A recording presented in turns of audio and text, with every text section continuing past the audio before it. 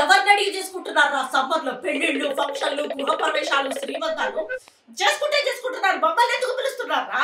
ఎంత కష్టమో తెలుసా మీకు? అసలు చెప్తా మీకు.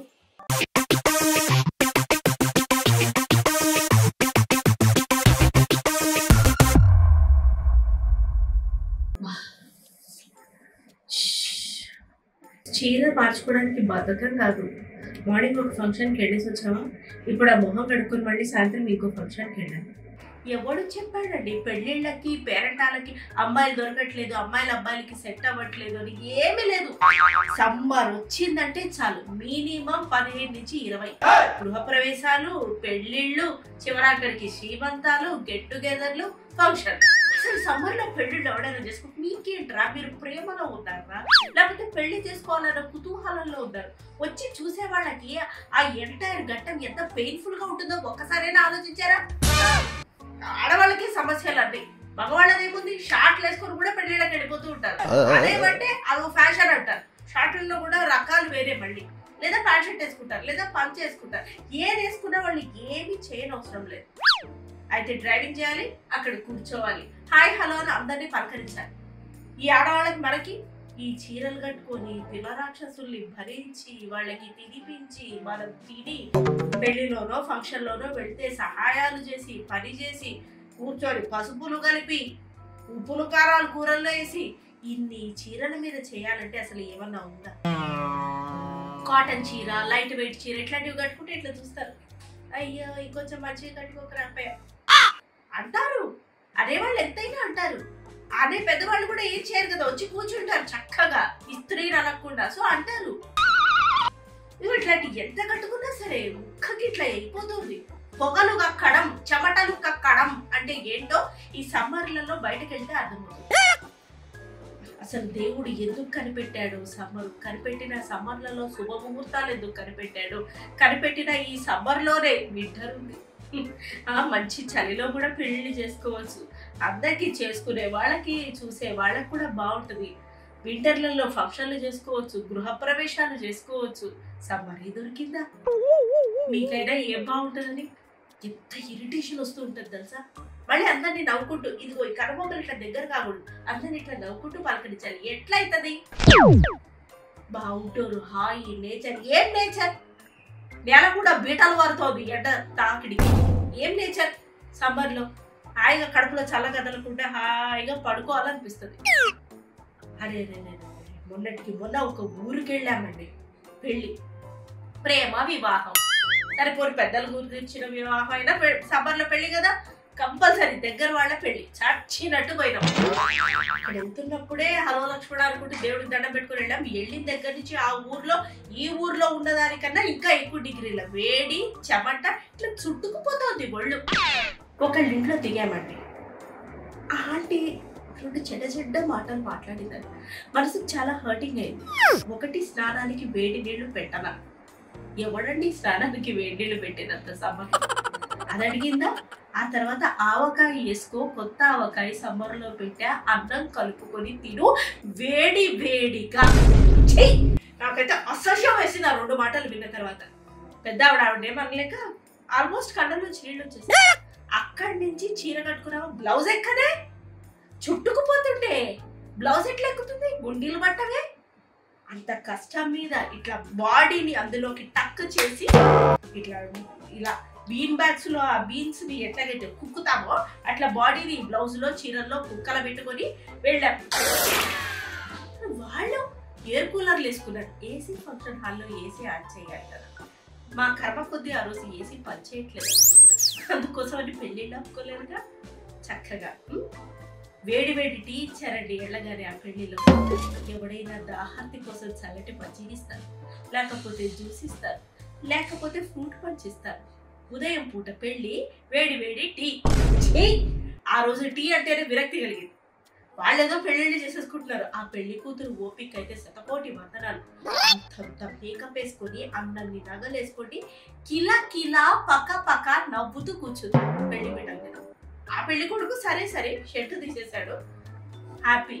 వాళ్ళ దగ్గర మాత్రం కూలర్లు ఉన్నాయి. నుంచుని కూర్చున్న వాళ్ళ దగ్గర అయితే అబ్బా అసలు ఇక చెప్పద్దు, నరక యాతన, చెమటలు పొగలు కక్కుతుంటే భోజనాల వేళైందండి. వెళ్ళి ఆ భోజనాలు ఎంత ఉన్న వెరైటీలు ఏం తినబుద్దేస్తుంది. గడగడ 4-5 గ్లాసులు మజ్జిగ తాగేశారు. అప్పటికి పెట్టారు సంతోషం. మజ్జిగ తాగేసి ఒక 2-3 ఐస్ క్రీమ్లు వేసేసుకొని ఇంటికి వచ్చిన తర్వాత ఇప్పుదామంటే అతుక్కుపోయిందండి. స్కిన్ లేయర్ లాగా ఆల్మోస్ట్ చింపేసే పరిస్థితి వచ్చింది ఆ బ్లౌజ్. ఇట్లా చెప్పుకుంటూ పోతే సమ్మర్లలో ఫంక్షన్లకి పెళ్లిళ్ళకి అద్దే లేదు. పైగా ఈ రంగు చీర కట్టుకోవాలి, ఇది థీము కట్టుకొని ఇలా ఉండాలి, ఫోటో షూట్లు తీయాలి. ఇట్లాంటి విపరీతమైన వెదర్స్ లో కూడా ఫోటోలు పిచ్చున్న వాళ్ళు సోషల్ మీడియాలో వాళ్ళ ఫోటోలు పెట్టడానికి నవ్వుకుంటూ చెమటలు ఇక్కడి నుంచి కారిపోతున్న నవ్వుకుంటూ ఫోటోలు దిగుతారు కదా. వాళ్ళ ఫోటో తీసి దండం పెట్టాలనిపిస్తుంటదండి. ఏ మానవ మాతృల్లో పుట్టేంత ఓపిక నాకైతే అర్థం కాదు.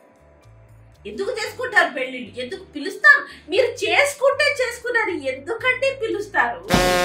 ఇంటికి వచ్చి మరీ పిలుస్తారు. మొహపాటానికి వెళ్ళాలి, ఆ తర్వాత చెమటలు కక్కుకోవాలి. చీర చీర చీర చీర అని వాపోయారు. వారెవరికో అక్కడెక్కడో చీర కట్టి కట్టి కట్టి ఒకటే ప్లేస్ లో చిన్న పుండై అది క్యాన్సర్ గా తేలిందట. మళ్ళీ చీరలోని గొప్పతనం తెలుసుకో అంటారు, ఆడవాళ్ళు అంటారు, చీర కట్టుకోమంటారు, ఇంకేదో ఇంత గాజులు వేసుకోమంటారు. ఐ అండర్స్టాండ్, మన సంప్రదాయమే. కానీ ఇంత గాజులు సమ్మర్ లో వేసుకుంటే చుట్టుకుపోతుంది, విపరీతమైన ఎలర్జీలు వస్తున్నాయి. సమ్మర్ ఉండేది 2 నెలలే అనుకోవద్దు. మనకి ఎట్లా తయారైందంటే thanks to all the negativities that has happened at least ఒక 6 to 8 months సంవత్సరంలో సమ్మర్ లాగానే ఉంటుంది. ఎండాకాలం అయితే మరీ వేరే వేరే ప్రదేశాలకి పెళ్లిళ్ళకని వెళ్తుంటే వసతుల దగ్గర నుంచి ఏదీ సరిగ్గా ఉండదు. ఫంక్షన్లకు వెళ్తుంటే ఏవీ సరిగ్గా ఉండవు. పుణ్యక్షేత్రాలు కూడా సమ్మర్లోనే చూడాలనిపించాలని టూర్లకు ఎందుకు తీసుకెళ్తారో నాకు అర్థం కాదు. ఈ సదరు చుట్టాలు వాళ్ళదేముంది, చెప్పాగా అదే షర్ట్ వేసుకొని వెళ్ళిపోతారు. ఆ దేవుడి దగ్గర ఏదో కొంచెం పంచో ప్యాంటో షర్టో వేసుకుంటారు, ఆ తర్వాత తిప్పేస్తారు, మళ్ళీ షర్ట్ వేసుకుంటారు, ఆహా ఓ తిరుగుతారు. మనం ఇక్కడి నుంచి అక్కడికి మోసుకెళ్ళి మరీ ముఖ్యంగా ఓపికని మెయింటైన్ చేస్తూ అక్కడ కూడా చీరలు కట్టుకొని వాళ్ళ ప్రదక్షిణాలు చేస్తూ అంతంత ఎండలో ఏం తినాలో ఎందుకు తింటున్నామో అర్థం కాక తినేసి పెరుగు మజ్జిగ తప్పితే అసలు ఇంకేం తినాలన్నా లీటర్లు లీటర్లు నీళ్లు తాగేస్తున్నాం. అసలు మా అపార్ట్మెంట్ లోని నీళ్ళన్నీ నేనే తాగేస్తున్నానా అన్నంత చందంగా లీటర్లు లీటర్లు తాగేస్తున్నాం. ఇవన్నీ ఒకెత్త అయితే వెళ్లే ప్లేసుల్లో ఉండే వాటర్ స్కేర్సిటీ, దానికోసం అయితే సపరేట్ గా అధ్యాయాలే తీయచ్చని అనిపిస్తుంది. ఆ వాటర్ స్కేర్సిటీ, ఆ బాత్రూమ్స్ సరిగ్గా ఉండక చేతులు కడుక్కుందామంటే ఇట్లా ట్యాప్ చుక్కా చుక్కా పడుతుంది. అన్నం తిన్న తర్వాత కడుక్కుందామంటే అందులో చెయ్యి పెడితే సాయంత్రం లోపల కడుక్కుంటాం చెయ్యి. అంత అన్హైజీనిక్ గా మనం వెళ్తున్న ప్రతి ఒక్కడికి హైజీన్ మెయింటైన్ చేయాలన్న సెన్స్ ఉండాలి. పబ్లిక్ ఫంక్షన్ లో వెళ్తున్నప్పుడు ఐస్ క్రీములు తినేయా అక్కడ పడేయా, టిష్యూలు తుడుచుకోను ఇక్కడ పడేయా, వై బాబు అని చెప్పి నీళ్ల గ్లాసులు దాకా అక్కడ స్టార్టర్స్ ఇస్తే అవి తినా అవి ఇక్కడ పడేయా. డస్ట్ బిన్ అనేది ఒకటి ఉంటది, అందులో వెయ్యాలి, లేవాలి, అందుకోసం లేచి నడవాలి, కొంచెం ఓపిక తెచ్చుకోవాలి. అబ్బే ఇది ఉండదు, అంత అక్కడ పడేయడము. మళ్ళీ బాత్రూమ్స్ అయితే ఇంకా వరస్ట్. అసలు ఒకటి కాదు, నానా యాతన కాదు. సమ్మర్ వస్తుందంటే వింటర్ దగ్గర నుంచి ఏడుపు వస్తుంది నాకు. అదృష్టవశాత్తు ఉగాది శ్రీరామనవమి తప్పితే సమ్మర్లో వేరే పండగలు లేవు కాబట్టి బతికిపోయాం. కానీ ఒకవేళ ఉండుంటే పరిస్థితి ఎట్లుండేనో ఆలోచించుకోవడానికి చాలా భయంకరంగా ఉంది. ఎట్లా లవ్ చేస్తామండి? మనం అందరం అన్ని స్వీకరించిన వాళ్ళమే అయిపోతే మనం అందరం కూడా మహర్షులమే ఋషులమే అయిపోతాం కదా. మనుషులం ఎందుకు, తుచ్చ మనుషులం ఎందుకు అవుతాం? కొద్ది గొప్ప కంఫర్ట్స్ ఉండాలి కదా. కాస్త తక్కువ ధర చీర, నా కాటన్ చీర ఇంకేదైనా కట్టుకొని ఫంక్షన్స్కి వెళ్ళాలన్న ఆలోచన కూడా చేయకూడదు అనమాట. ఆ సాఫ్ట్ టిష్యూస్ ఇట్లాంటివన్నీ అమ్మమ్మ పట్టు, ఆ పట్టు, ఈ పట్టు, పట్టు పట్టు అది చెమటకి శరీరానికి పట్టుకుంటుంది. ఆ తర్వాత వదిలించుకోవడానికి నానా యాతన పడాలి. ఇవన్నీ ఒకెత్తైతే వెళ్ళిన పెళ్లిళ్ళకి కానీ ఫంక్షన్స్ కి కానీ ఇతర వ్యవహారాలు కానీ పిల్లలు తినరు. వాళ్ళకి సమ్మర్లోనూ ఇరిటేషన్ ఉంటుంది, వాళ్ళు తినరు. అక్కడికి వెళ్ళి వచ్చిన తర్వాత మళ్ళీ ఇంట్లో వంట చేయాలి. అది ఇంకా విపరీతమైన వికృతమైన చర్య. ఇట్లా వేడి పొగలు కక్కుకుంటుంటే ఎవరికైనా వెళ్ళొచ్చిన తర్వాత నిస్తత్తుగా నిస్త్రాణంగా ఉంటుంది కదా వంట. ఎన్ని ఫంక్షన్స్ కానీ తప్పించుకుంటాం. లేడీస్ ప్రాబ్లం ఉంది, ఇబ్బంది ఉందని. నెలలో 20 ఫంక్షన్లు ఉంటే 20 రోజుల్లో లేడీస్ ప్రాబ్లం ఉందని చెప్పలేంగా. పైగా తెలిసిన వాళ్ళదే అయితే ఒకరి నుంచి ఒకరికి పాకుతుందిగా. ఆ అబద్ధాన్ని ఎంతకని చెప్పగలుగుతాం? కొన్నిట్లో మనం ఇట్లా దొరికిపోతాం. ఏం చేస్తాం, ఏం చేయలేం. సమ్మర్లలో పెళ్ళిళ్ళు చేసుకోవద్దనిలేం, సమ్మర్లలో శ్రీమంతాలు చేసుకోవద్దనిలేం, సమ్మర్లలో గృహప్రవేశాలు చేసుకోవద్దనిలేం. ఇదిగో ఈ బాధని ఇలా భరిస్తూనే ఉండాలి. అప్పుడప్పుడు ఫ్రస్ట్రేషన్ వస్తే కెమెరా ముందు ఇలా చెప్పుకుంటూ ఉండాలి. సాయంత్రం వచ్చి నైటీ వేసుకుంటా. యాక్చువల్లీ సమ్మర్లో నైటీస్ మీద కూడా ఇంకొక వ్యవహారం నేను చెప్పాలనుకుంటున్నా, చెప్తాతో. ఈ కత్తులు ఉన్నాయే చాలా రకాలుగా ఉన్నాయి.